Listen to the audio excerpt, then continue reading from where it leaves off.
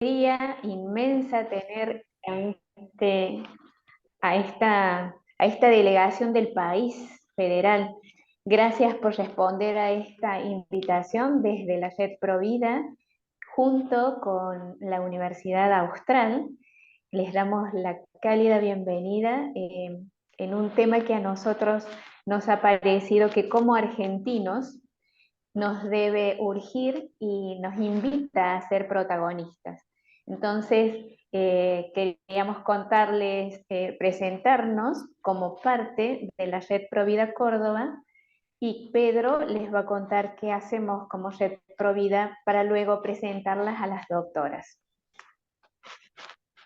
Buenas noches, ¿cómo les va? Gracias por acompañarnos. Eh, bueno, desde la Red Provida Córdoba, somos una organización que trabaja particularmente con la problemática del aborto y de las situaciones de las mamás vulnerables. Y somos un equipo de personas que lo que busca es tratar de que la vida tenga su lugar, tenga su espacio y de que sea lo que siempre fue un nacimiento, una situación de esperanza, de alegría, de, de- de futuro y de permanencia. Entonces, trabajamos desde que quisieron empezar con la ley del aborto y quisieron imponerla, trabajamos organizando las marchas, organizando eventos, encuentros, y hemos hecho realmente un trabajo, creo que extraordinario y muy, muy bueno. Y bueno, y seguimos haciéndolo a pesar de que la ley salió y que la ley fue en contra.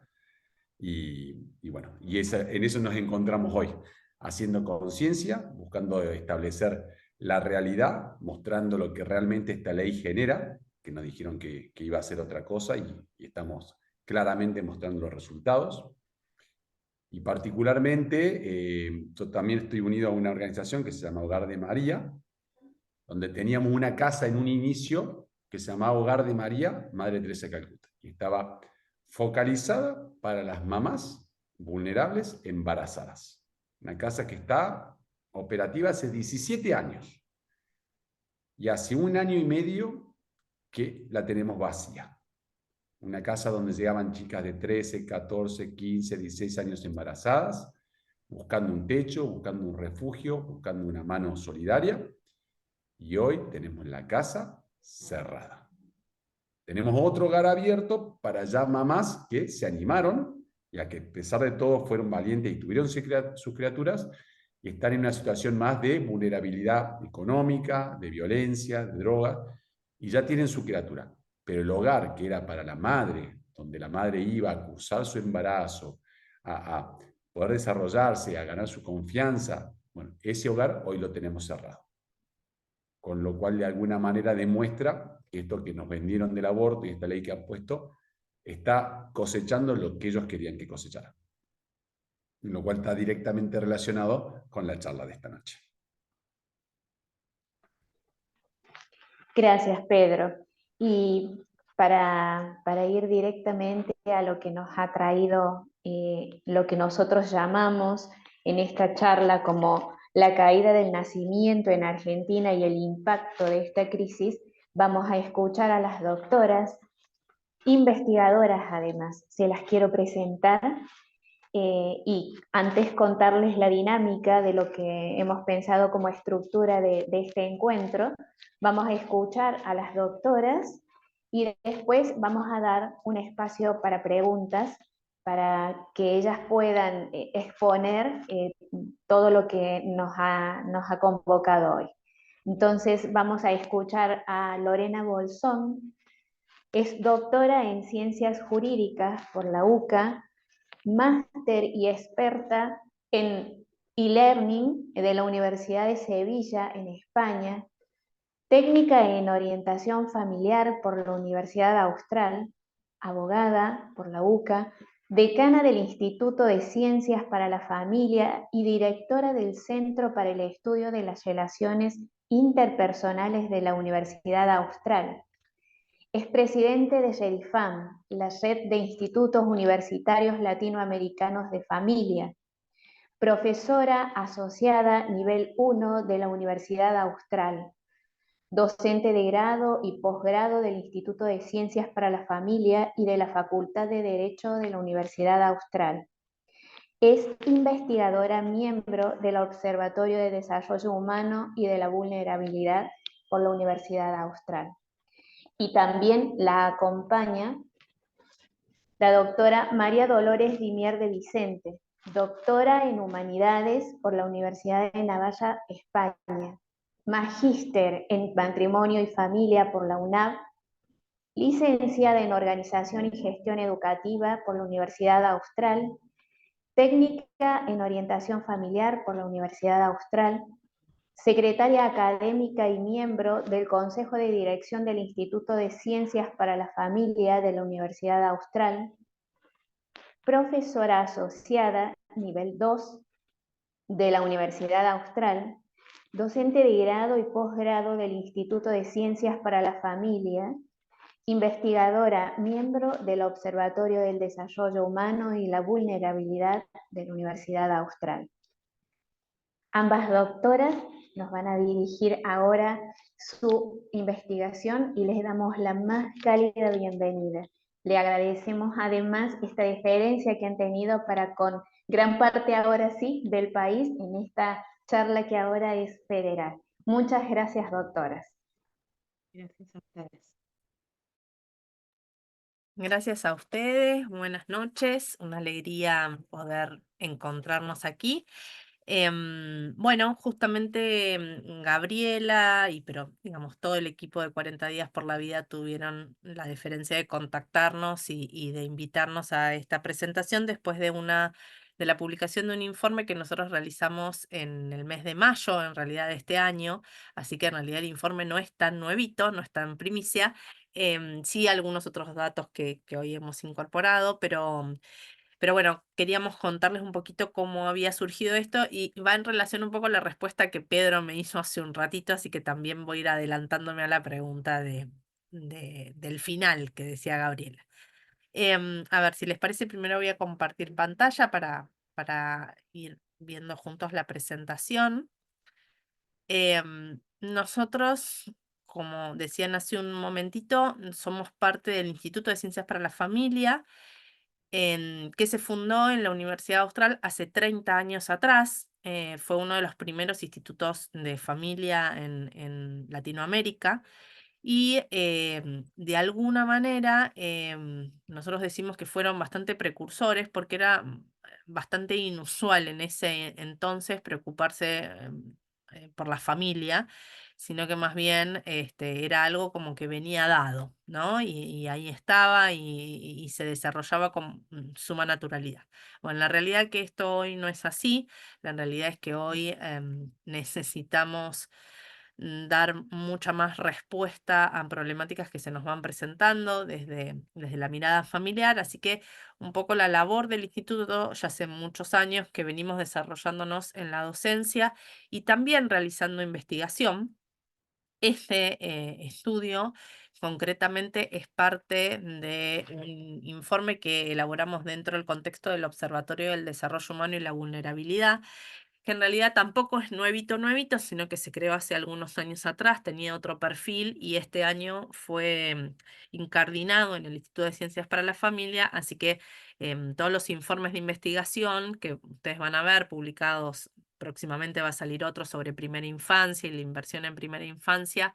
De parte del observatorio lo estamos trabajando desde el instituto a través de este observatorio, perdón.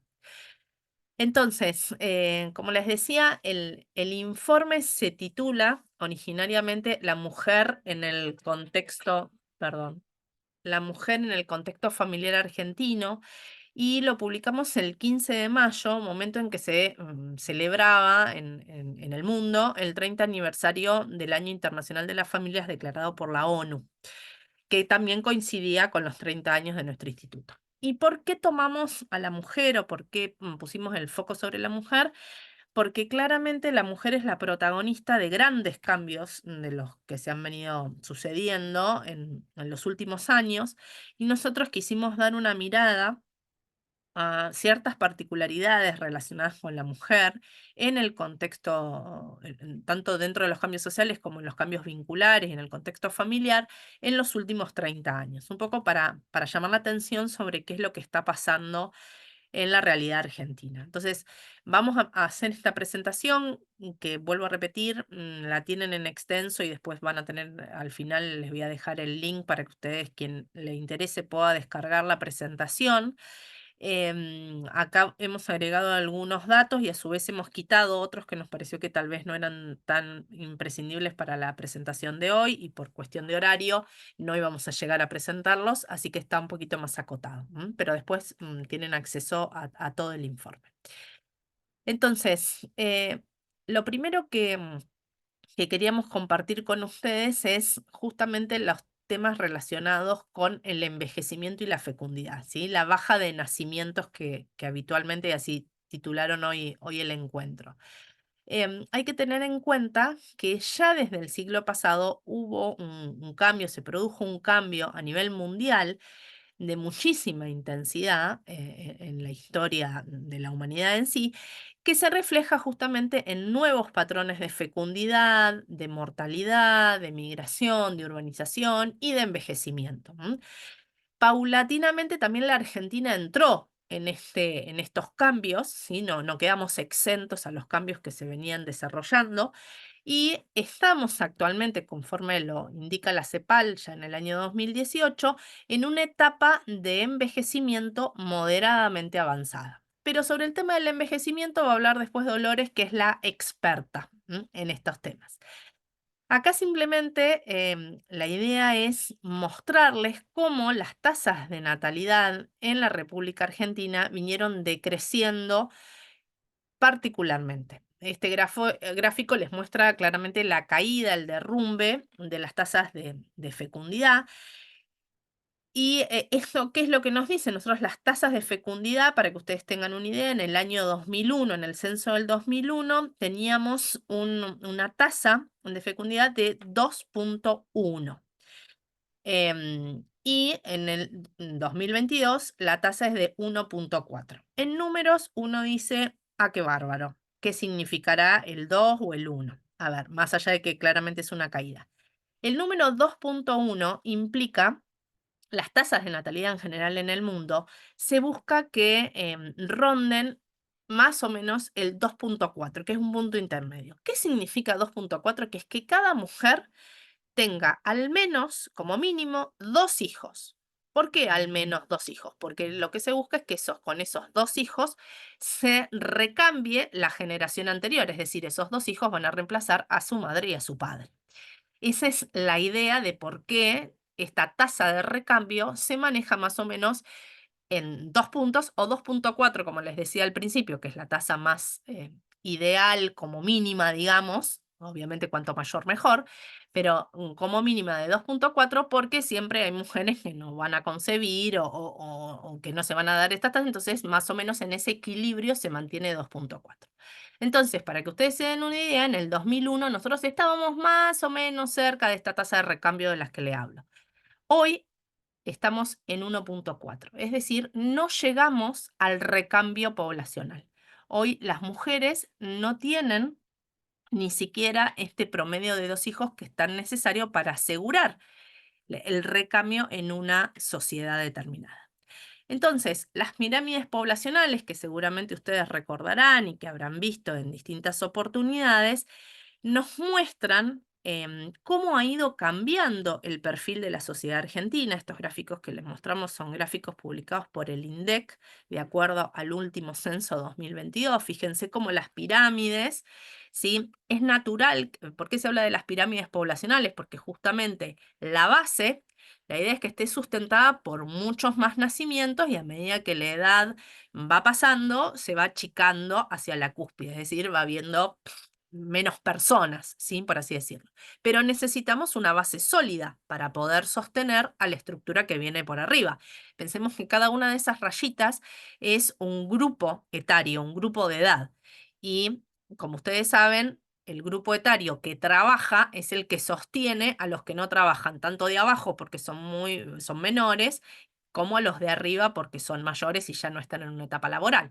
Entonces, es necesaria que esa pirámide no se angoste, sobre todo en la base, para poder sostener a los de arriba. Bueno, si nosotros vemos estas pirámides, fíjense cómo ya en la pirámide del 2010 ya la base se iba recortando, pero en la del 2022, que es la que está de otro color, se nota claramente cómo se fue dando, cómo impacta este descenso de la natalidad en la disminución de la base. Y a su vez, si nos fijamos en la punta, en la cúspide, ya no es un puntito como la de 1991, sino que se va ensanchando. ¿Por qué? Porque hay una mayor sobrevivencia de vida, sobre todo en las mujeres. Las mujeres vivimos más que los hombres. Entonces, fíjense cómo se van dando estos cambios, van presentando nuestra población una población más envejecida. Hoy la edad promedio de la mujer a nivel nacional está en 32 años, 34 años para las mujeres, 31 años para los varones. Pero esto implica que ya tenemos 5 años más que la edad mediana que registrábamos hace 30 años atrás. Entonces, fíjense cómo esto va acreditando este envejecimiento de la población de la que le hablábamos. La Ciudad Autónoma de Buenos Aires, dentro de todas las jurisdicciones del país, es la que registra los niveles más altos de envejecimiento, con una tasa mediana de 39 años, según el INDEC. Otro dato que de color simplemente es que a pesar de que esto no parezca, en nuestro país nacen más varones que mujeres. Pero conforme avanza la edad, las mujeres superan a los varones. Y la relación, cuando llegamos ya a las personas de 85 años, por ejemplo, hay 228 mujeres por cada 100 varones. Entonces, este promedio general de feminidad en nuestro país es de 107 mujeres por cada 100 hombres. Esto es simplemente un dato de color. Después vamos a ver de que si bien las mujeres vivimos más, no necesariamente se trata de vivir solo por vivir, sino cómo vivimos esos años de diferencia. Algo sobre lo que no le quiero quitar libreto a Dolores. Ahora bien, la cantidad de hijos que nacen por mujer también ha disminuido en nuestro país. Tenemos tasas de nacimientos que ya vamos a ver que, digamos, perdón, que ya vimos que se refieren a que nacen menos hijos por mujer, pero también las mujeres tienen menos cantidad de hijos. Para que ustedes se den una idea, a nivel nacional, pasamos en el año 2001 de 1.500.000 mujeres, el número exacto es 1.533.421 mujeres que tenían 5 hijos o más en ese momento, en el año 2001. Para el año 2022, las mujeres que tienen 5 hijos o más son solamente 608.000. Fíjense cómo ha disminuido la cantidad de hijos. Y esto es observable no solamente en mujeres de un alto estrato social, porque uno puede pensar de que, bueno, porque las mujeres tienen hoy otras prioridades en materia laboral, o porque deciden posponer la maternidad, algo de lo que después también vamos a hablar, sino que esto también lo podemos ver en sectores de menores recursos. Fíjense en esta gráfica que ustedes están viendo, es un informe del ANSES respecto de la asignación universal por hijo. Estas son desde el año 2013 al 2023. Fíjense que la rayita celeste es la que corresponde, perdón, es la que corresponde a las mujeres que tienen un solo hijo. Y la rayita casi imperceptible, color azul más oscuro que está aquí debajo, son las que tienen 5 hijos o más. Entonces, fíjense cómo en los menores estratos también ha ido creciendo muchísimo las mujeres que tienen un solo hijo, y se van disminuyendo las que tienen más cantidad de hijos.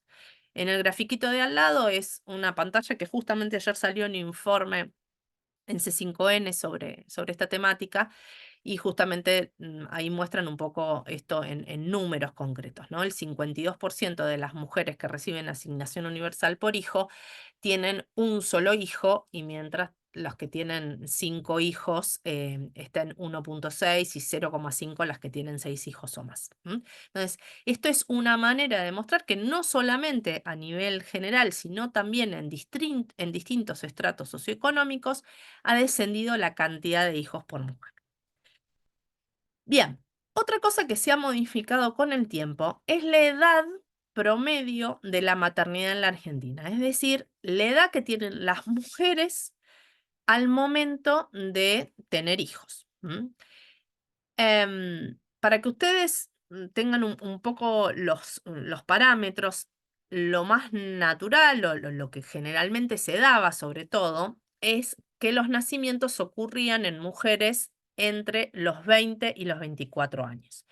Pero desde el 2021 empieza a haber una tendencia que hace que la mayoría de los nacimientos ocurran en mujeres entre 25 y 29 años y en segundo lugar el rango seguido entre 30 y 34 años. Son la línea azul de arriba es la que les decía de 25 a 29 años y la verde es la de 30 a 34 años. La línea amarilla es de 20 a 24 y fíjense cómo en los últimos años ha empezado a estar ya en el tercer lugar, en la tercera posición.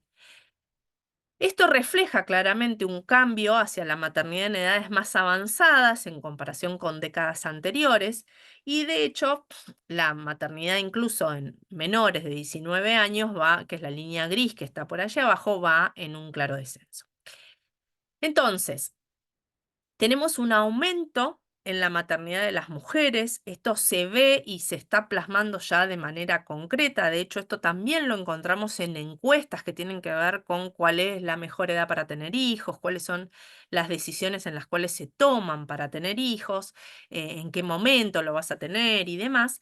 Entonces, este cambio demográfico es un reflejo de lo que también está pasando en las ideas de la mujer hoy respecto de la maternidad. Claramente nosotros observamos una desvalorización también del rol de la mujer, pero, por ejemplo, nosotros en este informe acudimos también a otros informes de otras consultoras. Hay un informe de Voices que en el año 2023 preguntaban justamente cuál era la edad ideal para tener hijos.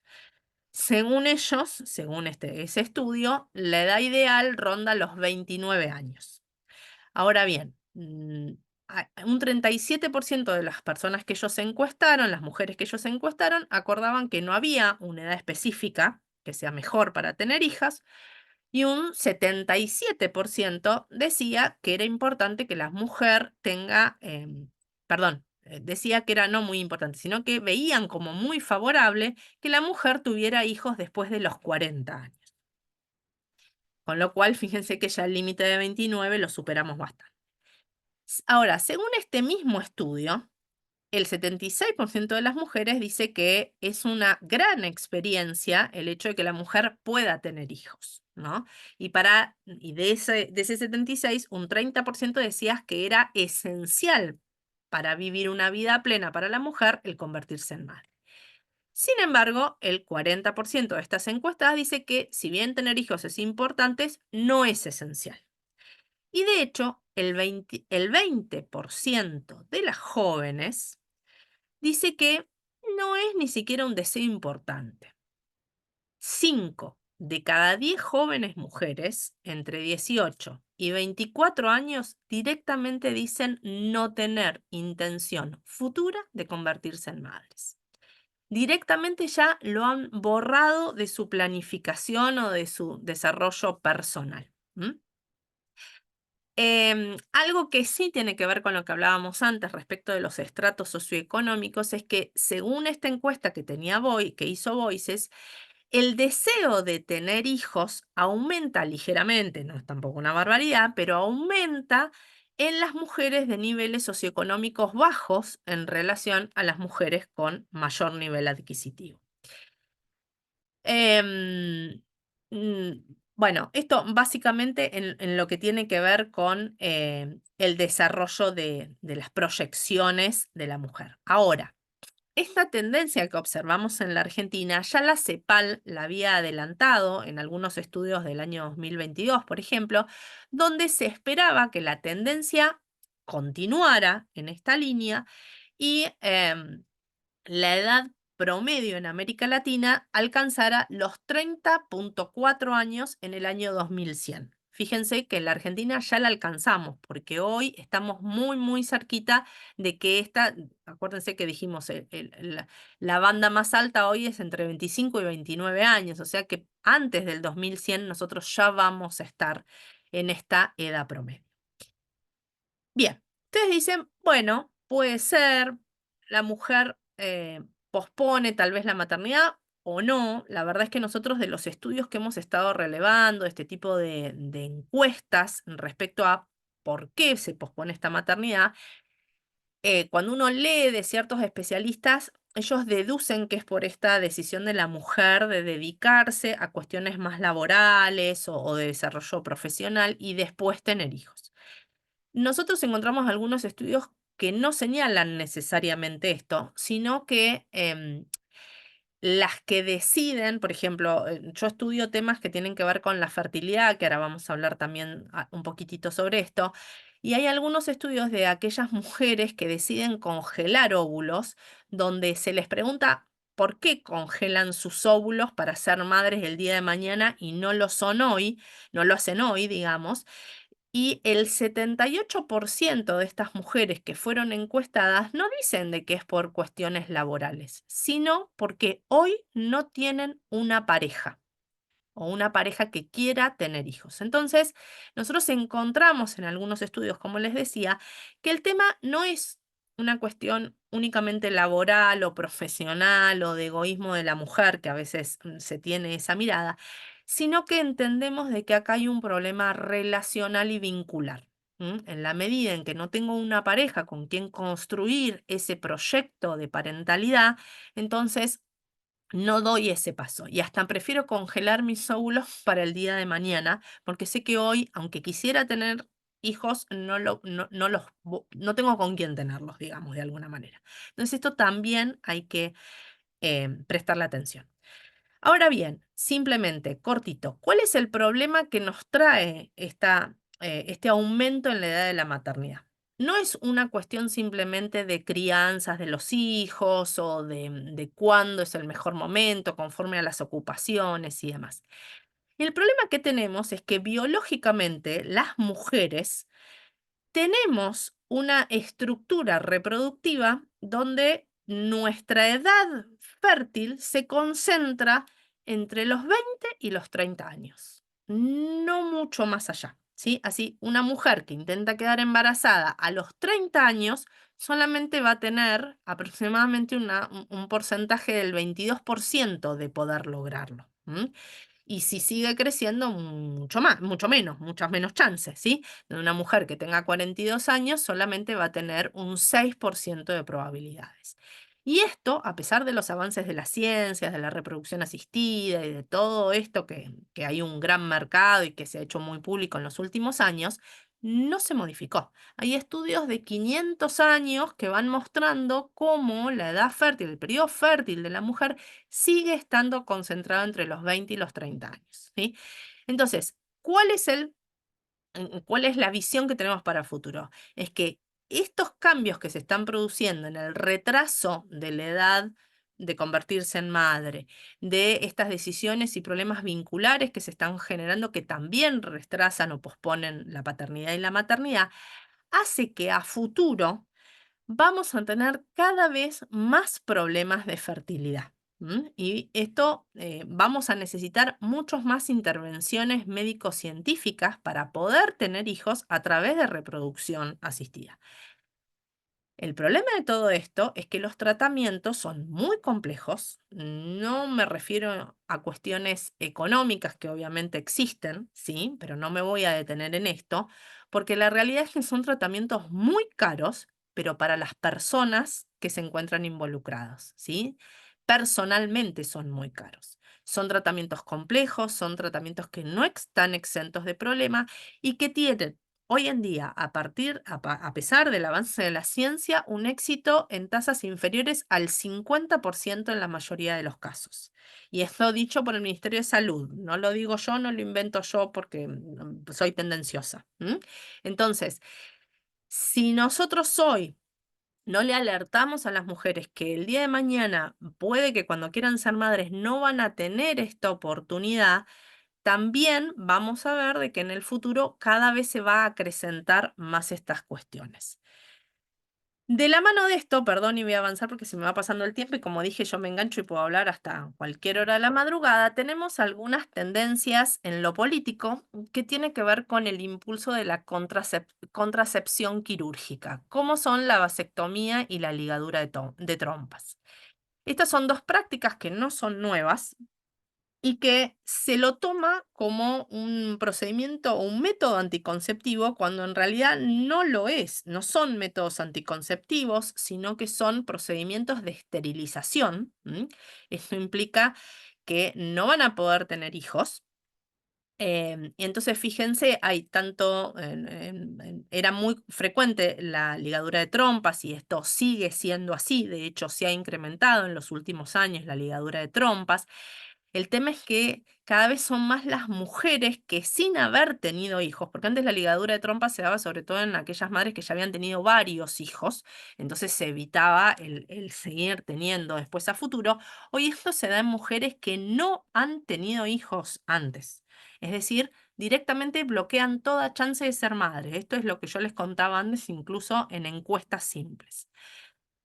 Y de hecho, los mismos médicos que si ustedes van a cualquiera de estas notas que yo les puse ahí, por ejemplo, la de La Nación respecto a la ligadura de trompas, em, y hay otros estudios varios sobre este tema, lo que ellos empiezan como a señalar es que si bien van creciendo los pedidos de ligaduras de trompas, también a la par van creciendo los pedidos de una intervención que se conoce como nunca me sale, reanastomosis, perdón, reanastomosis, que es la reversión, es decir, volver a generar, a volver a conectar los conductos para que vuelva la funcionalidad familiar.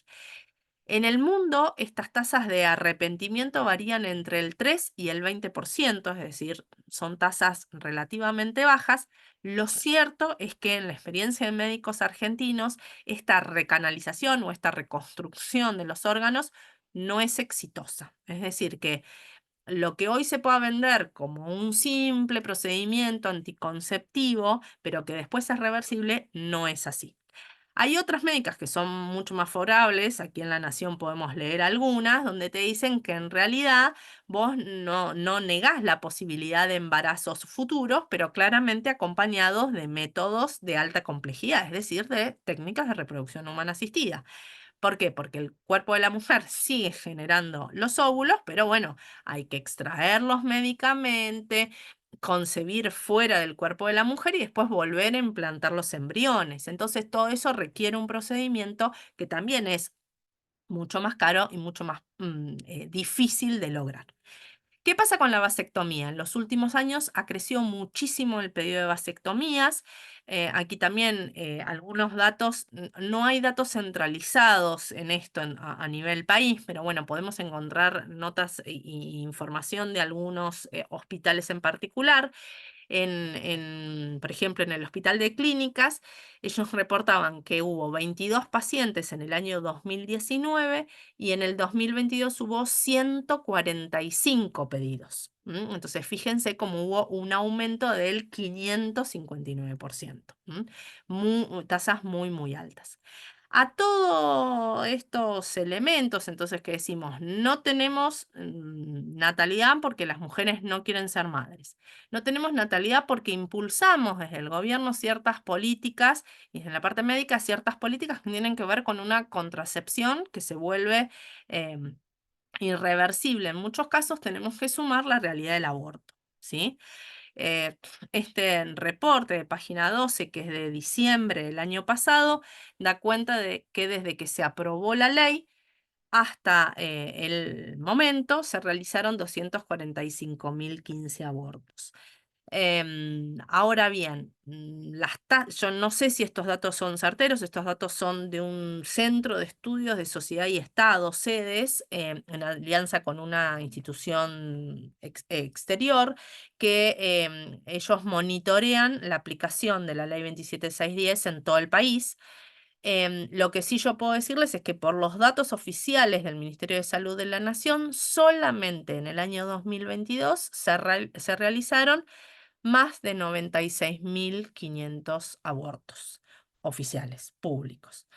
Entonces, fíjense que obviamente, bueno, este mismo informe de página 12, si ustedes lo leen y leen el reporte, van a ver de que ya se están fabricando en la Argentina distintos laboratorios en el interior, empezaron a producir los medicamentos para garantizar la práctica, o sea, ya hay todo un aparato que esté estructurado detrás de esta ley para favorecer el tema del aborto.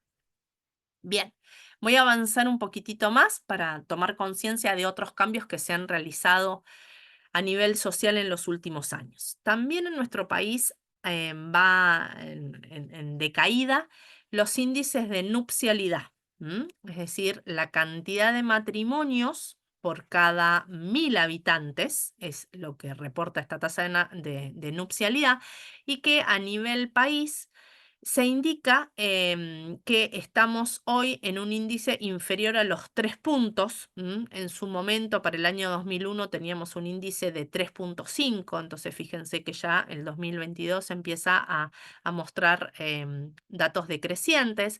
El pico ese que vemos claramente tiene que ver con la pandemia, porque no hubo muchos Hay que pasar matrimonios, la, pero... Lore, pasa la filmina, por favor. Ah, perdón. Discúlpenme, me Disculpa. fui acelerando en la temática. Gracias, Loli. Perdón. Entonces le contaba, este piquito que vemos ahí tiene que ver con el año, lo que pasa es que o los miro a ustedes o veo la presentación y se me mezclan las dos cosas. Entonces, los índices de nupcialidad han ido bajando. Fíjense que para el año 2022 hay como un pico elevado que puede llegar a significar que los números empiezan a mejorar. Todavía eso habrá que verlo cuando salgan los informes respectivos. Todavía no se observa.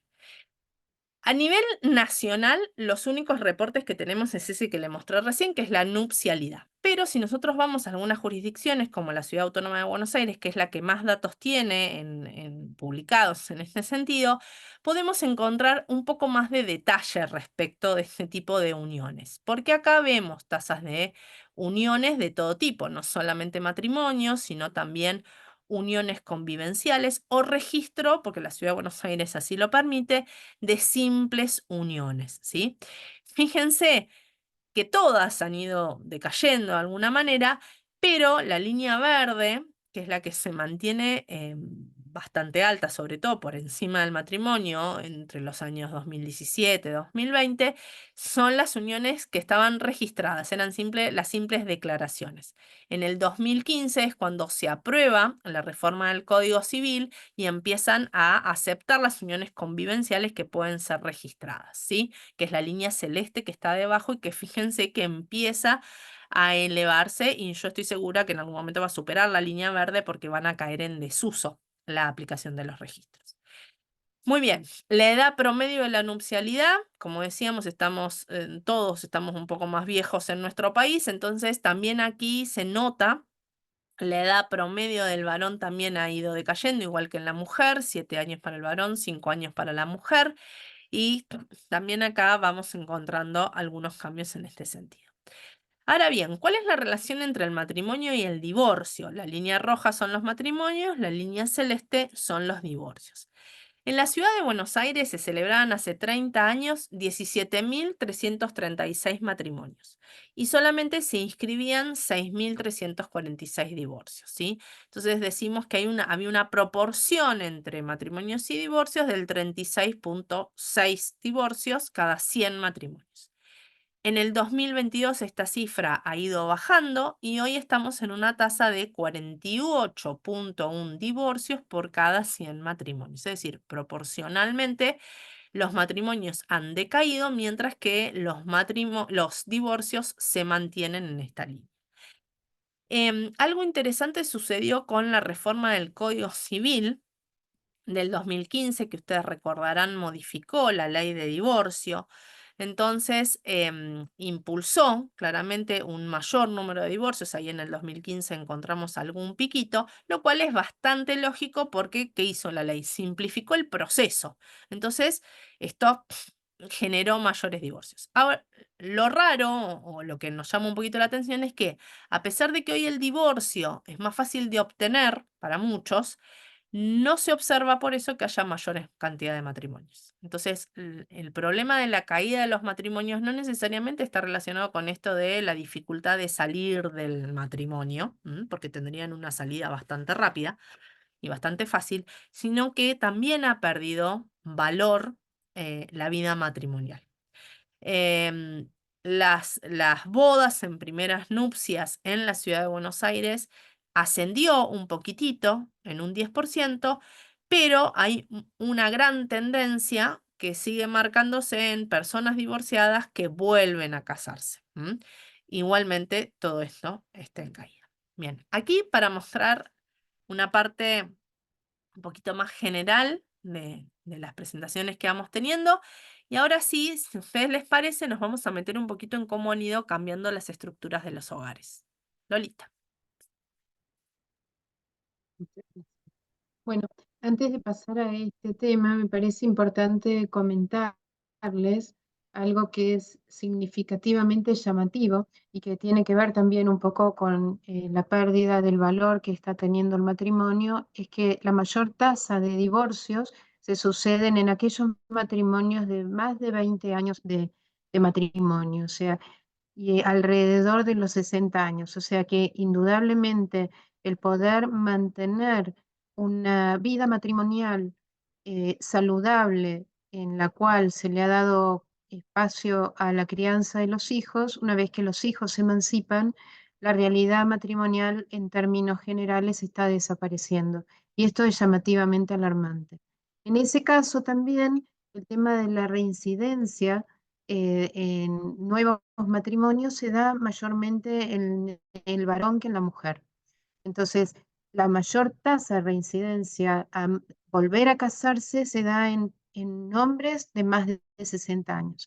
Y esto tiene que ver también con un enfoque y un estereotipo de lo que es el envejecimiento poblacional de gran incidencia, ¿no?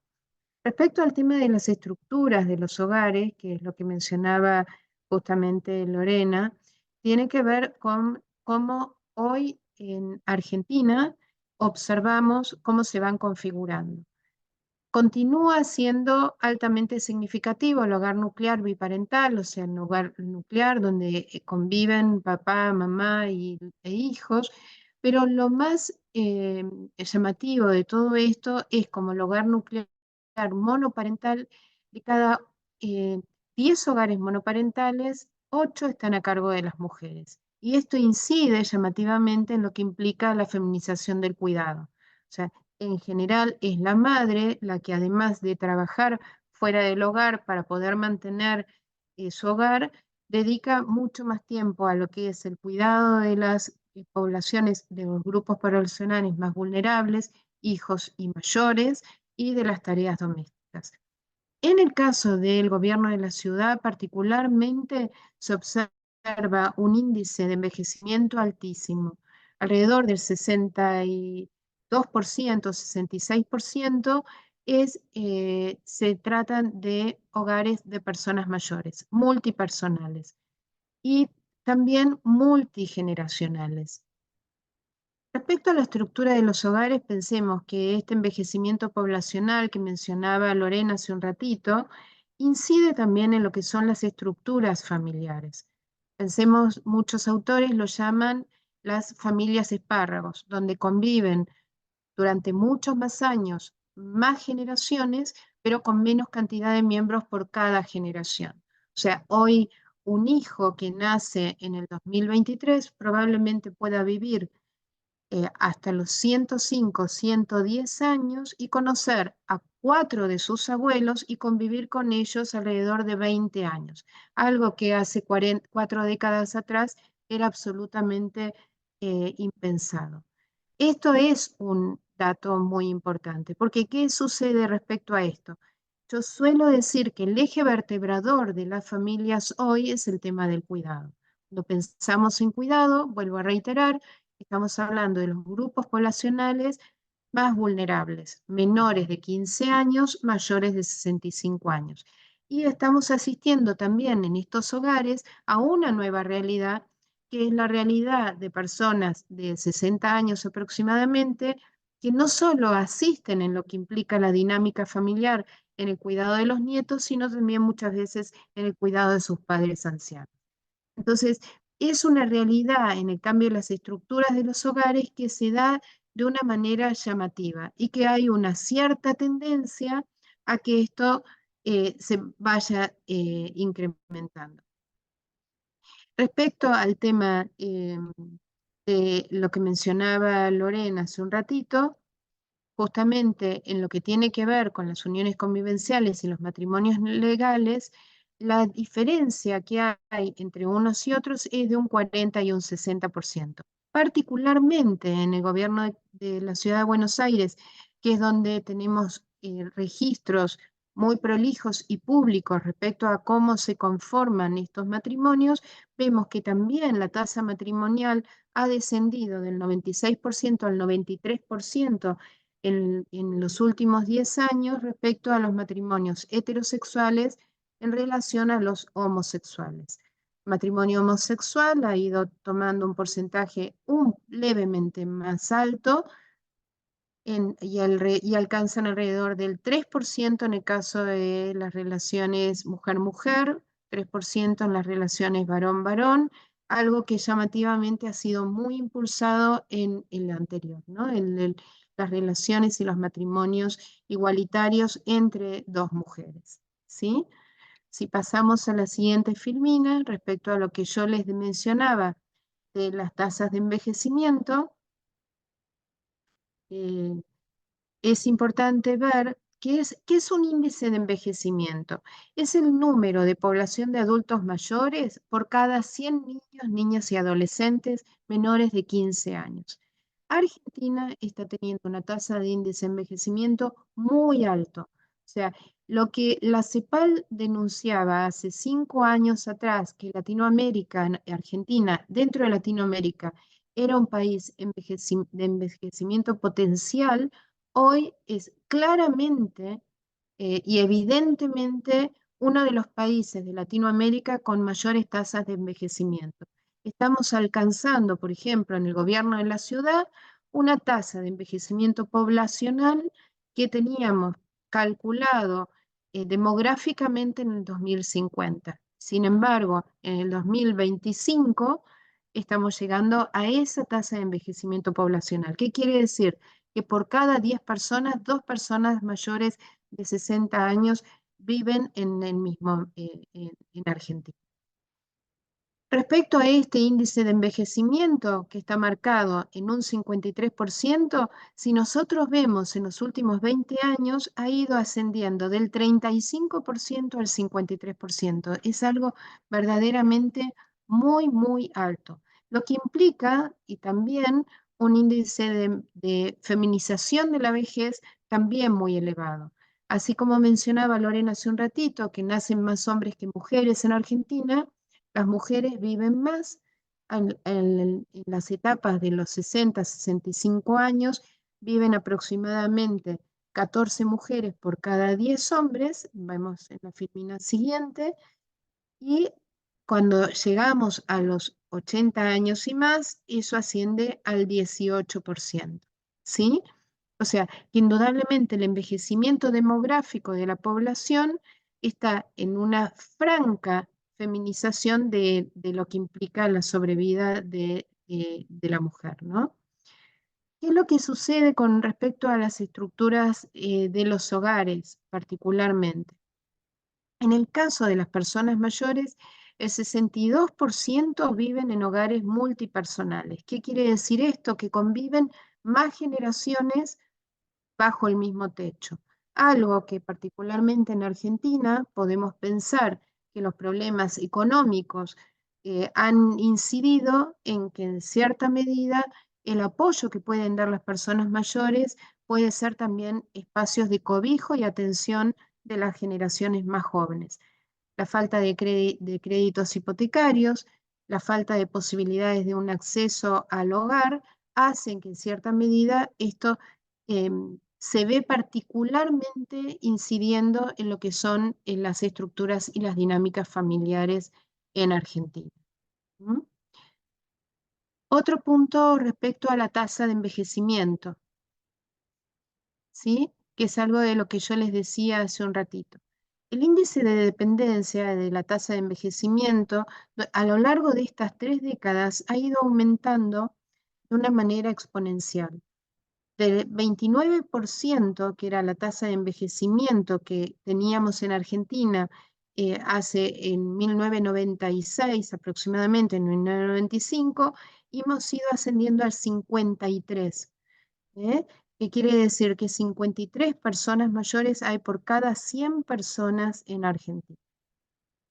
Y esto implica que no solo es el resultado de los nuevos patrones de natalidad, de mortalidad, cambios en la migración, en la urbanización, esto ha ido generando un cambio importante en lo que implica el envejecimiento y en una nueva realidad, que es lo que le llaman internacionalmente el envejecimiento o los viejos, que son las personas de 75 años en adelante.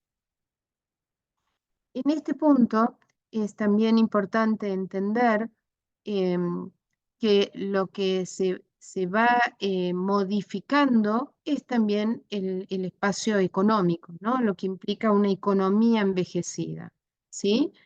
En este sentido, la economía envejecida implica cambios en lo que es la relación del bono demográfico. Bono demográfico es el balance que se dan entre las edades activas y las edades que todavía no están insertas laboralmente o que son pasivas laboralmente, que lo que nosotros estamos observando en esa ventana, Argentina estamos en una etapa intermedia, pero avanzando hacia una etapa negativa del bono demográfico. ¿Qué implica esto? Que tenemos que poner en agenda ya temas que tengan que ver con políticas sociales y con políticas económicas. ¿Por qué? Porque el bono demográfico se puede transformar en una deuda demográfica, que implicará el ver cómo se da soporte a una población cada vez más envejecida con mayor dificultad de lo que son las relaciones intergeneracionales o la llamada la solidaridad intergeneracional. Sí es importante destacar que Argentina, dentro de Latinoamérica, conserva aún uno de los índices más bajos de dependencia. Y esto es una muy buena noticia para Argentina. Pero sí hay una realidad que tiene que ver con que la persona mayor necesita de ciertos requerimientos que tienen que ver con los servicios de asistencia, como para poder tener una cierta autonomía funcional para poder desarrollarse. Rápidamente, si pasamos a lo que es las tareas de cuidado, entonces ahí lo que vamos a poder observar es que la presencia de personas mayores no incide solo en las actividades de cuidado, sino también en el tiempo que se dedica a cada una de ellas. En esto, yo lo mencioné hace un ratito, la incidencia de la feminización de tareas de cuidado es cada vez más alta, ¿no?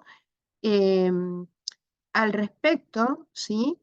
Lo que vemos es y que es algo que nosotros pudimos cruzar con un estudio que hicimos, particularmente el Instituto de Ciencias para la Familia, en la etapa de la pandemia, en qué medida la mujer se vio más afectada para poder seguir manteniendo las actividades dentro del hogar, más allá de seguir cumpliendo con sus actividades laborales y lo que tenía que ver con las tareas domésticas, la atención de sus hijos y el cuidado de sus padres.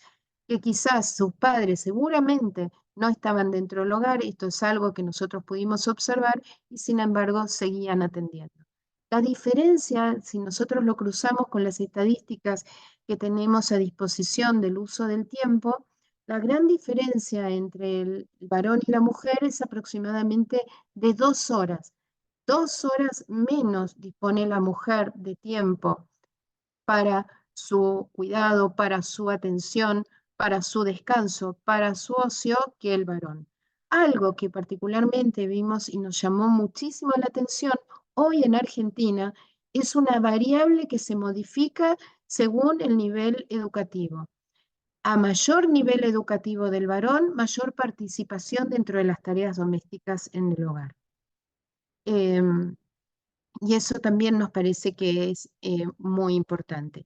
Particularmente en lo que es la ciudad de Buenos Aires, las personas mayores están muy afectadas al cuidado, particularmente, ya sea de sus padres o de sus nietos. ¿Y cuál es la etapa de la edad de las personas que mayor incidencia tienen las responsabilidades de cuidado? Es entre los 40 y 49 años.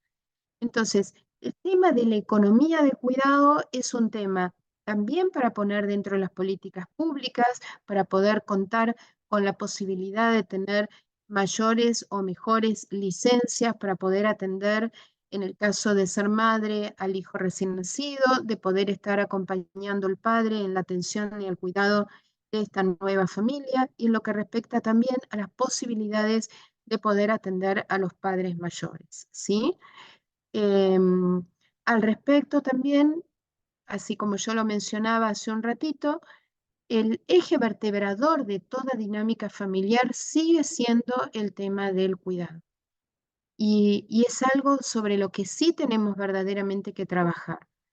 Eh, en ese sentido, me parece clave para ir cerrando un poquito y dar el espacio a preguntas, porque ya estamos en la hora de cierre prácticamente, es poder destacar, ¿no? Que al respecto, la mujer en el hogar hoy conserva todavía un rol muy importante, que quieras o no, está dando una mayor participación al varón dentro del espacio de la vida familiar, pero cuando todavía tenemos una incidencia de un 80% de jefatura femenina en hogares monoparentales, nos damos cuenta que el soporte de asistencia en temas de cuidado, tanto de los ámbitos de la comunidad, del Estado, como de la familia extensa, siguen siendo fundamentales. Y al respecto, bueno, todos estos cambios en materia de fertilidad, como lo decía Lorena hace un ratito, indudablemente ha traído tratamientos y está trayendo tratamientos complejos, no exentos de problemas, con unas tasas inferiores de éxito del 50%, cuando todavía naturalmente la ventana de posibilidades de natalidad sigue siendo la misma en la etapa de la vida de las mujeres.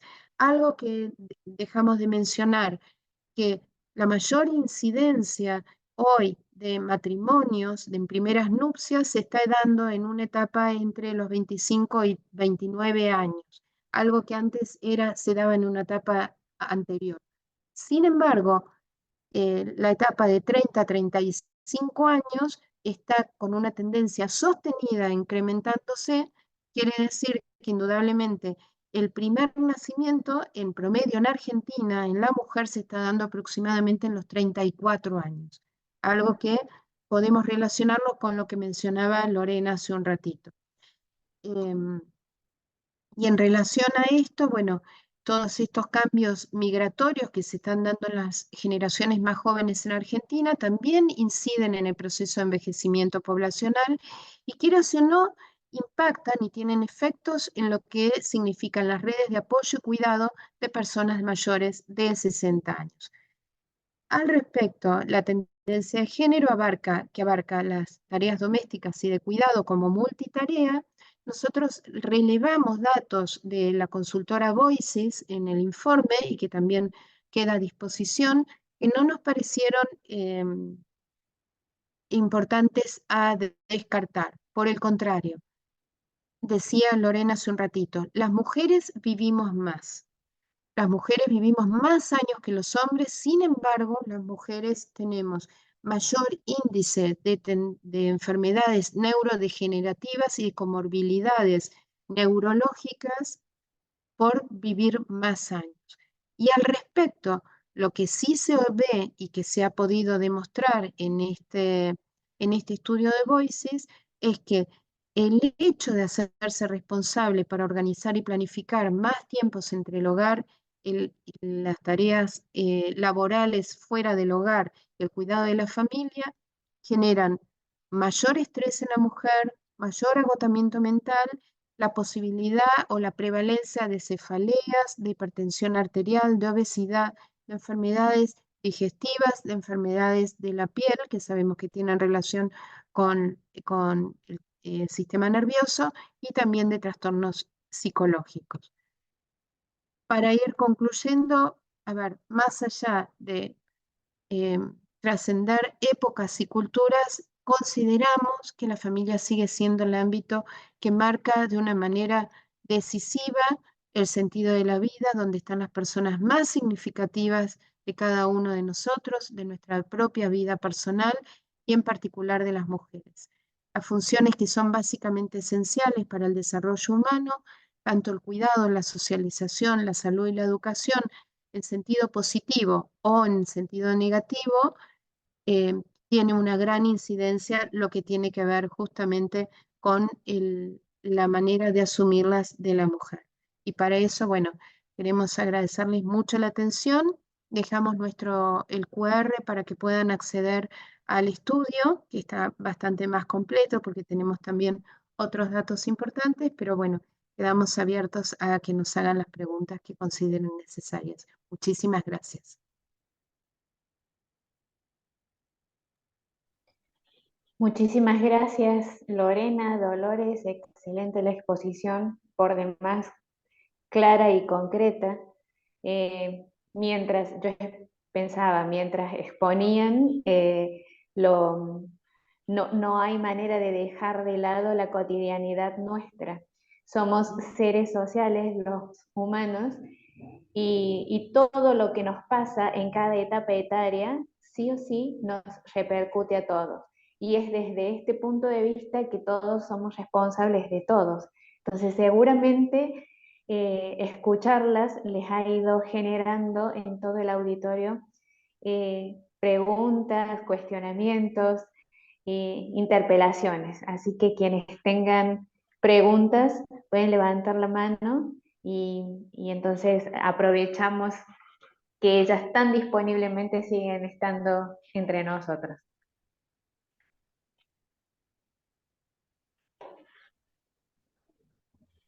Bueno, aprovecho para, como decía Gabriela, agradecerles y si quieren arranco con una pregunta que bastante del tema. Llevamos ya transcurridos 6 meses de un cambio de gobierno, 7 meses. ¿Han notado algún cambio de conducta en cuanto a las políticas que aplican al desarrollo, a volver a aumentar la tasa de maternidad, a mover alguna de estas variables con respecto a este cambio de gobierno? O sea, ¿han querido incidir en alguna de estas variables o por ahora no han tocado este tema?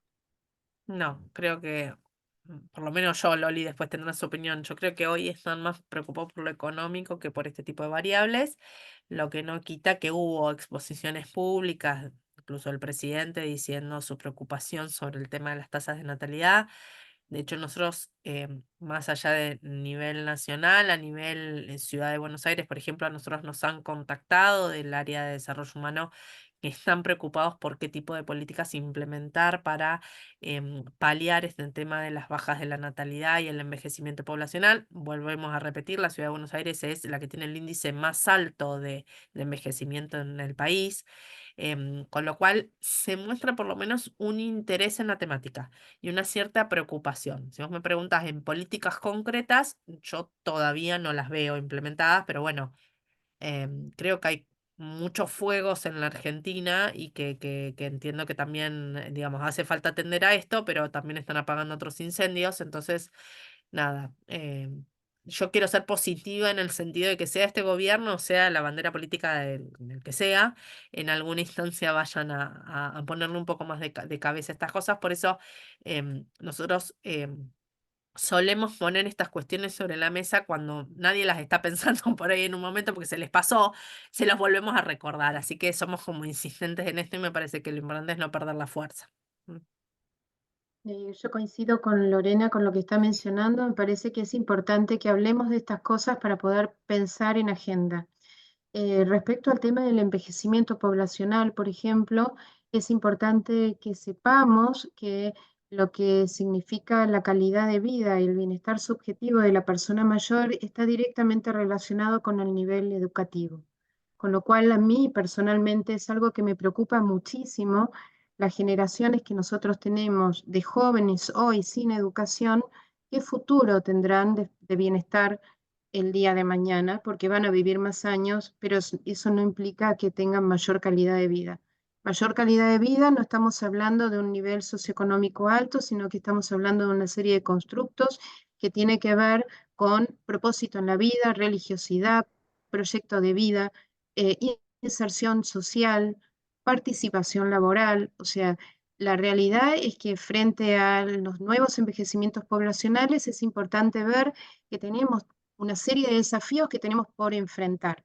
Hoy, como dice Lorena, me parece que lo urgente es poder superar las situaciones económicas. Solamente dejo un tema ahí picando, que es el tema de que si verdaderamente la baja de natalidad incidiera en un descenso en la pobreza, Argentina está demostrando absolutamente lo contrario. Nosotros hemos descendido la natalidad a índices realmente alarmantes, porque 1,4 de reposición poblacional es un índice alarmante y nuestra tasa de pobreza cada vez es más elevada. Así que dejo esa idea sobre la mesa. Acá en el chat, perdón, si se me permite, Alejandra Grauberger, perdón si no lo pronuncié bien, hace un comentario respecto de, ella es docente y lo ve la disminución de vacantes y de alumnos en las salas de 2 y 3 años y piensa, ¿no?, también que esto va a variar. Hace un poquito tiempo Argentinos por la Educación sacó una nota que también nos invitó a ser parte porque estaba en relación a las bajas de natalidad, que justamente ellos lo que están planteando es que ya se percibe en las escuelas menores cantidades de alumnos inscriptos, con lo cual están planteando que también el sistema educativo va a tener que modificarse porque va a llegar un punto en el que van a sobrar aulas y docentes porque no van a tener chicos a quienes dar clase. Entonces, digamos, un poco lo que nosotros estamos mostrando, perdón, y este mismo comentario nos lo hizo una obstetra en el Hospital Austral. Le dijo, sí, dentro de poco me voy a quedar sin trabajo porque básicamente ya no hay partos que atender o no hay embarazos que atender, ¿no? Entonces, parece que no, pero estos cambios generan cambios estructurales a nivel social. Tiene que ver con las profesiones con las que antes estábamos muy vinculadas y queramos que no, pero por ejemplo la educación es un campo preeminentemente femenino. Hay muchas mujeres que trabajan en el campo docente, entonces si estamos atendiendo a la realidad de la mujer, también acá tenemos que atender de que acá va a haber un espacio donde no se va a seguir desarrollando tal vez la mujer como lo hacía en años anteriores. Entonces se van a ir generando cambios estructurales y a la inversa vamos a necesitar sostener espacios de cuidado y de atención para adultos mayores, que era lo que planteaba Loli.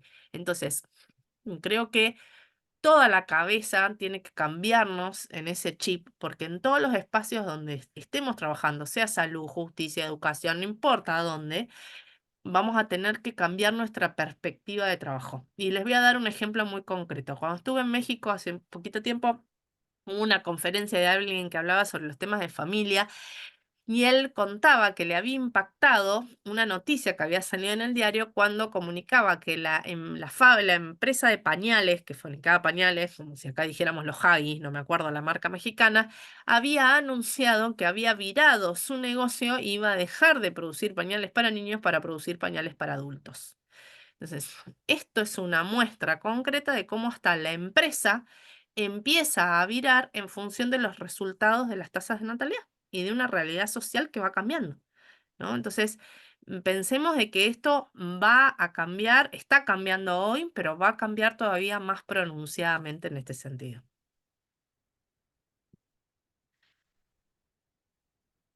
No sé si hay alguien más que se quiera sumar. ¿Puedo Bien, hacer una pregunta? Sí, Sergio. ¿puedo agregar algo? Dijo otro tema para pensar. El tener menos alumnos en el aula no implica que vamos a tener mejor calidad educativa. Para tener una mejor calidad educativa tenemos que tener una clara política educativa y una comunidad educativa comprometida, con lo cual es importante también el rol de la familia en el tema de la educación, aunque sea la educación formal. Pero no por tener menos niños en las aulas vamos a tener mejor calidad de educación. La calidad de la educación pasa por otros lados, por una mejor profesionalización, formación, actualización docente, compromiso de los padres, valorización de lo que es la educación. Bueno, creo que los planes de estudio, etcétera, etcétera. Pero bueno, era eso lo que yo quería dejar también para pensar. Gracias, Lolita. No, por favor. Sergio, pobre, que lo cortamos. Y Sara está levantando la mano también. A ver. No, si quiere ir Sara primero, no hay problema. Bueno, Como quiera. en- hermosa el trabajo de investigación, ¿no? Muy iluminador, pero también genera una desesperanza, ¿no? Después de la promulgación de la ley del aborto, nosotros trabajamos mucho en grupos pro vida, hemos visto un gran decaimiento, como que al salir la ley, todos los grupos y las distintas actividades pro vida en defensa de la vida, como decayeron, como diciendo, bueno, ya está, estamos vencidos, No abandono. hemos perdido la batalla. Entonces, esto también vemos que cuesta mucho que nos volvamos a motivar en defender la vida y bueno, vemos que apabullantemente todas estas políticas públicas hacen que los abortos sigan aconteciendo y las mujeres sigan viendo como una posibilidad esto de no tener hijos y de también acompañar a las más vulnerables a quienes se les ofrece fácilmente esta salida.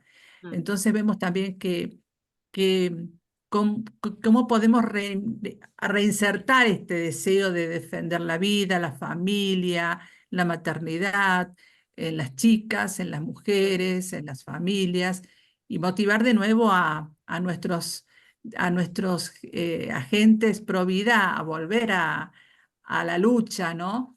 Y no pensar que ya es una batalla perdida, ¿no? A ver, de mi parte. em, Siempre podemos ver el vacío medio lleno o medio vacío. Yo soy las que siempre veo medio lleno, no lo veo al revés. A ver, voy a dividir la respuesta en dos sentidos. La primera, respecto concreto del aborto, creo que no hay que bajar los brazos porque también tenemos muestras a nivel mundial de que hay en países donde eran netamente políticas totalmente permisivas hacia el aborto, empiezan a darse cuenta de esos errores y empiezan a reconvertir. Siempre en la Argentina vamos a contramano porque esos ejemplos ya los teníamos, ¿no? Y podríamos haberlos tomado antes de la decisión, pero como siempre pero digamos, creo que empiezan a darse vuelta con fallos en Norteamérica, por ejemplo, o con otras cosas que empiezan a dar la vuelta hacia políticas más restrictivas de temas de aborto y a ser más considerativas de la vida humana. Yo creo que nunca hay que bajar los brazos en ese sentido, por ese lado. Por el otro lado, me parece que, y esto se vive en la familia, la mejor educación es el ejemplo. En la medida en que uno pudiera dar ejemplos de mejores familias, mejores madres, mejores padres, mejores hermanos, mejores cuidados hacia la vida, podemos contagiar a otros de decir, che, pero no es tan mala la familia, ¿no? Porque hoy hay una política, me refiero no a una política pública, sino como una tendencia a pensar de que la familia de por sí es mala. Y es una idea que nos han metido en la cabeza cuando en realidad es cierto que hay familias que no tienen todas las capacidades y que pueden ser malas para una persona en un contexto determinado, pero no todas las familias son malas, no todos los padres son malos, no todos, no. Entonces, me parece que hay que cambiar esa visión y hay que empezar a mostrar las riquezas que tiene la familia. Y en la medida que eso se pueda hacer más contagioso, ¿no? Entonces, el otro día con Loli leíamos un artículo de una persona, una columna de opinión que justamente tomaba nuestro artículo como referencia y a mí me produjo mucha tristeza. porque esta persona decía de que él entendía los datos que nosotros publicábamos, porque él mismo había decidido nunca jamás tener hijos, porque quería privar, no quería hacer sufrir al mundo con personas como él, porque su padre no había sido buen padre y que él estaba seguro que él tampoco sería buen padre.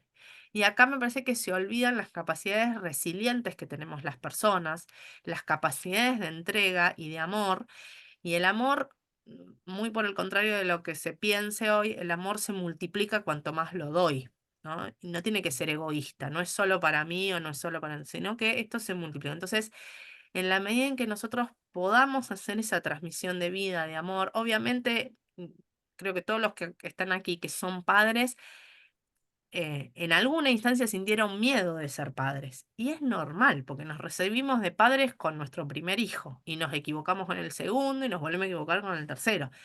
Pero a pesar de eso, uno sigue adelante y siempre debe intentar mejorar, cuidar esa vida, protegerla. Entonces, y eso también se educa en el hogar, sobre todo, se educa en la comunidad, se educa en la escuela, aunque no nos parezca, se educa en todos lados. Entonces, me parece que acá hay un compromiso social que tiene que trascender el momento de una política pública. Y si la política pública fue negativa, bueno, habrá que apostar a que eso se pueda modificar en el futuro. No es que porque llegó esa ley nunca más se va a poder cambiar. Digamos, yo soy positiva en el sentido de que en algún momento se haga. Obviamente siento muchísima pena por las mujeres que están pasando por un aborto porque tiene consecuencias a largo plazo. Lamento muchísimo las vidas que se pierden. Entonces me parece que no hay una suficiente conciencia en este sentido. Así que yo animo a no bajar los brazos, a no claudicar y a seguir intentando, aunque sea una persona a la que le hayamos hacer cambiar de esa idea o hacer entender el valor de la familia, de la fraternidad. Qué lindo es tener familias grandes donde los hermanos se entiendan y se apoyen y que va a trascender, es una relación, poco se habla de los hermanos, pero pensemos que es esa relación que trasciende incluso la vida de nuestros padres, ¿no? Es esa que nos lleva más tiempo en la vida. En la medida en que nosotros podamos vivir eso, contagiar esa vida y ese anhelo, se van a poder revertir un montón de cosas. Entonces yo aliento con que sea en el pequeño ejemplo, no dejemos de intentarlo. ¿Mm? Gracias, Coincido Lorena. finalmente con Lorena. Creo que tenemos que eh, analizar los datos que tenemos. Creo que los datos de alguna manera son como esa suerte de termómetro y no nos podemos quedar con el síntoma, sino tenemos que entender de qué se trata la enfermedad. Entonces no podemos dejar de lado lo que incide la cultura en lo que significa nuestra vida de hoy. Y la cultura de hoy nos dice, quiero tener un hijo que es muy distinto a quiero ser padre. La dimensión de ser padre es una dimensión existencial que tiene que ver con la vida personal. Un hijo no se adquiere, un hijo no se tiene porque uno quiere. El hijo es un don que genera un vínculo existencial a lo largo de toda la vida. Y sí tenemos que ir viendo también, así como decía Lorena, aprender de las situaciones que pueden generar cambios en otros países. Nosotros siempre vamos tarde, ¿no? Pero observemos las situaciones de soledad. Yo hoy me animo a decirles que la gran epidemia que estamos teniendo a nivel personal es el tema de la soledad. Y a eso vamos.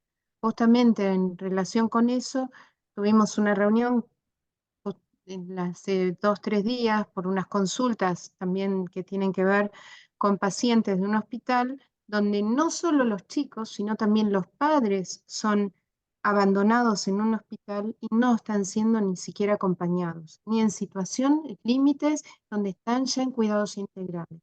Entonces, tenemos que pensar, tenemos que transmitir ejemplos. Mencionaba Lorena, la fraternidad, se habla muy poco de la relación entre hermanos.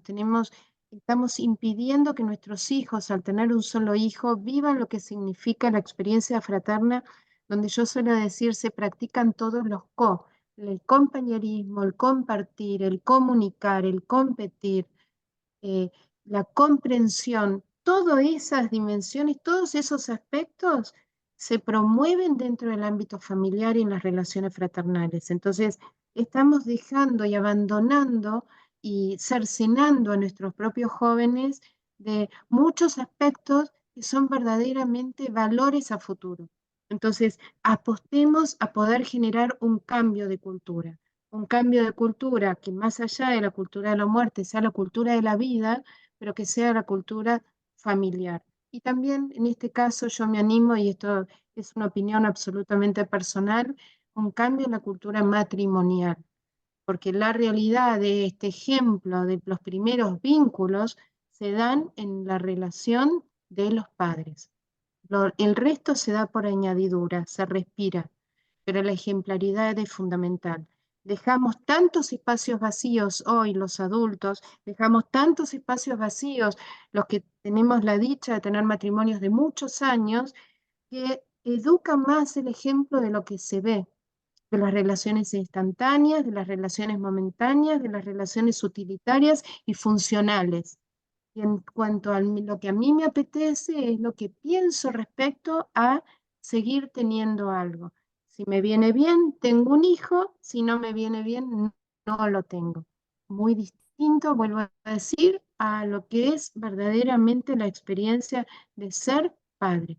Es otra cosa totalmente distinta. Es poder vivir al servicio de una persona para toda la vida. Gracias. Sergio, te la hicimos larga, Sergio. Es para generar más intriga sobre lo que querías preguntar. No hay problema. No, mira que estuve, bueno, anotando algunos temas eh, que me parece interesante. Quiero empezar con uno que es el que menos interesante me parece, pero en la parte socioeconómico creo que influye mucho en cuanto a lo que son las estadísticas que ustedes nos han brindado tan amablemente. Y le quería preguntar que si tienen algún dato significativo en cuanto a lo que son em, la cantidad de matrimonios, gente, familia que se ha estado yendo desde el 2015 hasta el día de hoy desde la Argentina hacia el exterior. ¿Y por qué te hago esta pregunta? No, no, no sé si tienen alguna pregunta. Después te explico. Si tienen algún Eh, dato de... a ver, Los números que Loli, yo tengo Loli, de aproximadamente 3 millones de jóvenes. Es muchísimo. 3 3 millones de jóvenes. millones.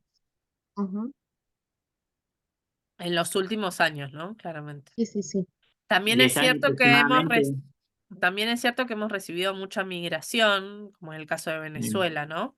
En este sí. periodo. O sea que ahí los niveles migratorios más o menos se mantienen estables por un equilibrio que se va generando. Es otra cuestión que nosotros no llegamos a abordar en el estudio porque la verdad es que se hacía para esta primera entrega como un poco largo, pero el tema de la multiculturalidad es otro problema que también está presentando, que creo que a nivel latinoamericano lo vamos a vivir, quiero creer, mucho mejor que a nivel europeo, con los problemas que ellos están teniendo multiculturales, em, pero es una realidad que también vamos a tener, digamos, ¿no? De costumbres distintas, de aprendizajes distintos, de idiomas distintos. Aunque hablemos el español, tenemos un idioma distinto en cada país de Latinoamérica, así que hay bastantes cambios debido a eso. Ujú. Sí, te hacía esta pregunta justamente porque en partes de Europa bueno, países ya más con otra cultura viven por allá a lo mejor en casas muy chiquititas y o sea, se dedican a disfrutar más la vida en el exterior. Incluso acá no, nosotros tenemos el mejor plasma para disfrutarlo, ¿no?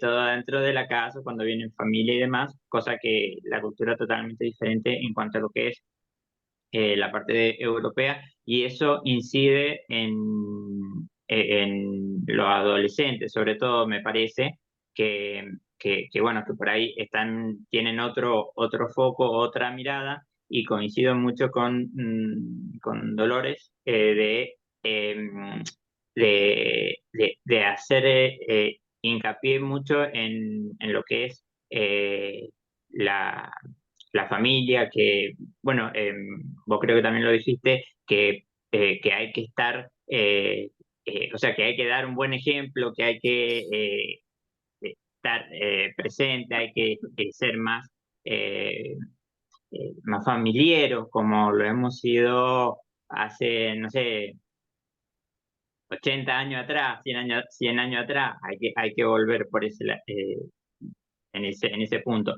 Por otro lado, les quería consultar si tienen alguna estadística en cuanto a lo que es la compra de abortivos del Estado. Tengo entendido que eso lo han frenado, que no se han hecho, o sea, que no han desviado los presupuestos.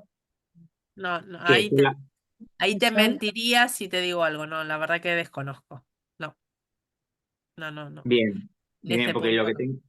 lo que tengo entendido es que lo que está quedando en Argentina es el remanente que había quedado de la última compra que se hizo del gobierno anterior. Sí, igual lo cierto es que Pero, como la ley sigue imponiendo la obligatoriedad de cumplimiento, en algún momento, si se acaban los medicamentos, puede el Estado Nacional recibir alguna demanda por falta de la práctica, con lo cual en algún momento van a tener que resolver de una manera más concreta, digamos, el punto, ¿no? y sí, bueno, esa parte, en base a eso, lo veo más como más positivo. Eh, si esto es realmente así, los datos que tengo me parece que quedarían abortivos, sobre todo hablo de Superstore, que es el más conocido, para un par de meses más, y que es el remanente que era lo de la última compra. Ahora, en cuanto a lo que es, porque salieron dos leyes contradictorias, entre comillas, que es la 27610, que es la de ley del aborto. Inmediatamente, cuando se aprobó, salió la 27611, que es la de los 1000 días. Exacto. Sí, eso se está aplicando porque si tienen estadística fehaciente que estén realmente aplicándose, o si se están por aplicar, debido a que otros países por ahí están incentivando, dando mucho dinero a los matrimonios por cada hijo, incluso por varios años, por 5 años, si no me mal recuerdo. A ver, ahí te vamos a dejar el suspenso para el próximo capítulo, porque justamente el próximo informe que va a salir tiene que ver con inversión en primera infancia, que es otra investigadora del instituto, que es María Sol González, que ella justamente trabaja en estos temas de inversiones en primera infancia. Tal como vos decís, salió la ley de los 1000 días a nivel nacional, con distinciones respecto de otras políticas de 1000 días que ya existían en el país. Por ejemplo, en Buenos Aires tenemos el municipio de San Miguel, que lo viene aplicando desde hace muchísimos años. Sí. Plan de los 1000 días, también en algunas provincias del norte, ahora se me fue exactamente y no quiero decir un nombre por otro, pero digamos, ya había políticas de 1000 días. Si me preguntas si se está aplicando en todas las provincias, no, no es así. No hay fondos destinados en todas las provincias en la misma manera. Y no en todos los casos se aplica de la misma forma, sino que en muchos casos son más subsidios que en un trabajo concreto por cuidar la maternidad y el niño desde el momento de la concepción, porque también acá hay una diferencia. El proyecto de 1000 días, por ejemplo, de San Miguel, protege desde el momento de la concepción. En cambio, la ley Ujú. nacional no tiene el mismo momento, sino que es desde el nacimiento. O sea, por eso te digo, hay como Sí. particularidades en la ley o pequeños detalles en la ley, sutilezas, si vos querés, que permiten de que en algunas provincias se apliquen de maneras distintas y diversas. La realidad es que te dejo el suspenso para el próximo capítulo. Y cuando lo tengamos, con mucho gusto se lo compartimos a Gabriela para que se los comparta a ustedes también. Pero esperamos sacarlo ahora para agosto, para el Día del Niño, justamente. Ah, Muy mira. bien. Y en Y esto, perdón, no, Sergio, queda perdón. una más porque ya en el filo del tiempo una que sea cortita, cortita. No, sí, en cuanto a lo que es las hormonas para cambio de sexo, si tienen idea, porque eso también No somos influye. médicas, no somos médicas ninguna de No, las dos. ya lo sé, ya lo No sé. tenemos, no, a ver, ahí te cuento un poquito, los datos que nosotros manejamos son de los que relevamos en los espacios donde nosotras nos desarrollamos. Loli estudia todo el tema justamente de adultos mayores y se especializa en esta área, y yo me especializo en todo lo que tiene que ver con reproducción humana asistida, maternidad subrogada y ese tipo de cuestiones. Entonces, cambio de sexo lo estudiamos, sí. En cuanto a cuál es la inversión en pauta en presupuestos, no tengo el dato certero para aportártelo, o cuál es la idea que se pretende trabajar en esa línea. Te la debemos, pero sí, todavía digamos, son tantos los temas para trabajar y para investigar que no nos alcanza las horas ni siquiera del día, ¿no? Que además tenemos otras funciones, pero sí, es una deuda pendiente esa. Sí, lo que te puedo decir es que es preocupante que las hormonas por cambio de sexo se están aplicando cada vez a edades más tempranas, y esto tiene un grave problema, que es que tampoco permite en muchos casos o genera grandes trastornos la reversibilidad, sobre todo cuando hay operaciones de cambio de sexo, ¿no? Eh, entonces, hay decisiones que hoy se están tomando por moda, por costumbre, por inclinaciones, por recomendaciones, sin la debida conciencia de la decisión que se está tomando durante la adolescencia. Entonces, el problema que tenés es que te permiten que te den drogas para que ya las hormonas vayan cambiando desde los 16 años, cuando no te permiten ir a una cama solar a los 16 años, ¿no? Entonces, fijémonos que las leyes que tenemos en cuanto a la regulación médica en la adolescencia y la accesibilidad varía mucho desde la coherencia, te diría directamente, ¿no? Entonces, por eso es tan importante. Yo quiero cerrar un poquito con esto que Loli antes lo dijo al pasar, este tema de la pandemia que Loli dice de la soledad. Yo creo que el gran problema que tenemos en la sociedad moderna es la soledad, a pesar de estar hiperconectados, mucho más cercanos y tener los miles de recursos.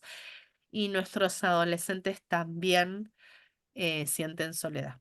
A pesar de que no lo digan, necesitan de nuestra presencia, necesitan de nuestra escucha, aunque sea en lo más simple, en lo más sencillo, en saber qué les pasó en su día hoy. Perdón, y qué es lo que están sintiendo, qué es lo que les preocupa, y estas ideas ahí van a surgir en esos diálogos certeros con los padres.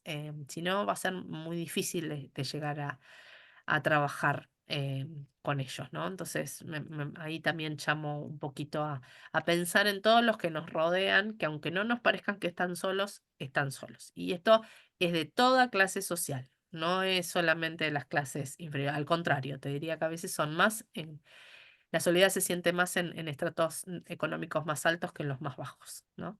Bueno, Eh, incluso creo que la estadística de suicidio va en creciente, si no me equivoco.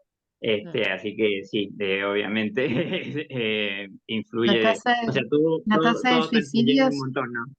Las tasas de suicidio están más altas fíjense que la tasa de suicidios está creciendo en adolescentes y en adultos mayores. con Y, los por dos. ejemplo, otro dato que afecta a estos mismos grupos poblacionales es el tema de la ludopatía, tanto de la adicción al Y juego en en castellano, ¿cómo adultos sería eso? mayores como en jóvenes se da exponencialmente hoy en Argentina. Entonces, si nosotros hablamos de soledad, tenemos que pensar en la soledad como en dos aristas. La soledad en cuanto al no tener una presencia significativa en la vida de nuestra, que es una presencia que amorosamente acoge y acompaña. Si nosotros lo pensamos en términos de vida, todos llegamos a la vida y lo primero que hacen es tomarnos en brazos, y el fin de la vida es poder realmente irse de esta vida tomados de la mano de alguien, ¿no? Y ese sería el ideal. La otra cara de la moneda del tema de la soledad es el cultivo interior, ¿eh? Entonces, una persona que puede lograr su cultivo interior nunca se siente sola porque sabe verdaderamente conectarse bien consigo mismo y relacionarse bien con los demás. Entonces, da como para que lo pensemos con mucha profundidad y lo analicemos profundamente. Pero tiene que ver con eso. Dale, muchas Muchísimas gracias. gracias, Sergio. Ahí quedó en el chat No, una pregunta que me parece válida para tomarla como última pregunta en este espacio que de verdad ha generado tantas inquietudes. ¿Alcanzan a leerla ahí, Sí, Lorena o Dolores? sí, creo que la pregunta es para vos, Loli. Con los datos recabados, ¿en cuántos Ujú. años se podría decir que estaríamos viendo o tocando fondo en este invierno demográfico? Si se puede proyectar. A ver, ya estamos en un invierno Tocando demográfico fondo. Argentina con una tasa de reposición poblacional de 1.4. ¿Podemos revertirla? Sí podemos revertirla, pero mientras no la pongamos en agenda y no trabajemos en eso, va a ser muy difícil. El envejecimiento poblacional, lo decía Lorena cuando comenzó la charla, es un fenómeno a nivel mundial que se viene dando a lo largo, ya lo venían denunciando hace 4 décadas en Europa y en América del Norte. La realidad es que se tiene que trabajar a favor de eso y que lamentablemente Argentina está dentro de los países de Latinoamérica con una tendencia demográfica de envejecimiento muy alta, muy alta. ¿Se puede revertir? Sí, se puede revertir. Estamos a tiempo, pero en la medida que no lo pongamos en agenda va a ser muy difícil que podamos pensar en nuestro país con mirada a futuro. Y cuando pensamos en las generaciones jóvenes de hoy, tenemos que también pensar en cuál va a ser el futuro de ellas en las próximas décadas también. O sea, no solo en la realidad poblacional nuestra, sino en la realidad de ellos. Así que sí, creo que podemos, pero bueno, tenemos que hablar de estos temas también.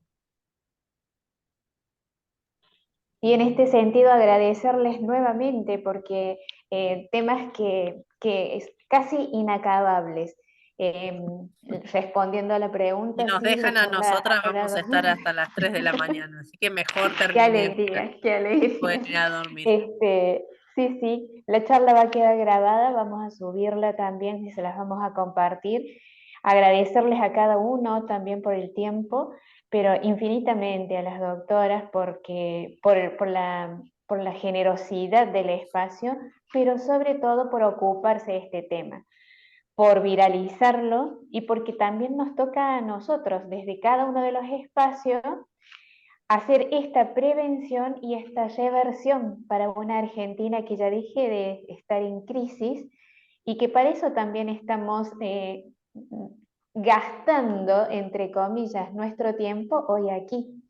Creemos que es posible porque nosotros vamos a dar el puntapié y seguiremos dando el puntapié. Esto, por supuesto, nos toca seguir adelante y la exposición de cada uno de ustedes ha sido esto, seguir encendiendo los motivos, las finalidades, los objetivos que nos tracemos individualmente y también en nuestras organizaciones, para seguir caminando una Argentina que todos podamos decir que salió del invierno demográfico, una Argentina de esperanza, donde la vida que comienza y la que termina siempre quede con un abrazo. Así que gracias a cada uno que estuvo acompañando la charla, infinitas gracias a ustedes. Creamos y esperemos que no sea la única instancia que nos podemos Esperemos. encontrar nuevamente para seguirlas aprovechando en todas estas investigaciones que tan generosamente nos han compartido. Bueno, muchas gracias. Y a través tuyo, Gabriela, probablemente le sigamos compartiendo algunas invitaciones a distintas actividades y eventos que realicemos. En el instituto tenemos muchas cosas que se hacen a distancia, así que es bueno porque desde cualquier lugar del país pueden sumarse y pueden participar. Y este año tenemos nuestro congreso que va a ser sobre temas de discapacidad, un área también muchas veces olvidada. Vamos a tener ahora sobre fin de agosto una jornada en temas de bioética, justamente en el inicio de la vida. Así que bueno, los vamos a ir invitando a distintas actividades a través tuya, Gabriela. Con el mayor de los gustos, sigamos trabajando en red. Un abrazo a cada una, que terminen excelente la noche, un muy buen inicio de mes para todos y sigamos encontrándonos entonces. A todos, buenas Muchísimas noches. gracias. Muy buenas noches. Muchas Gracias gracias. por todo. Muchas gracias, buenas noches. Chau, chau. Muchas Buenas noches, gracias. muchas gracias.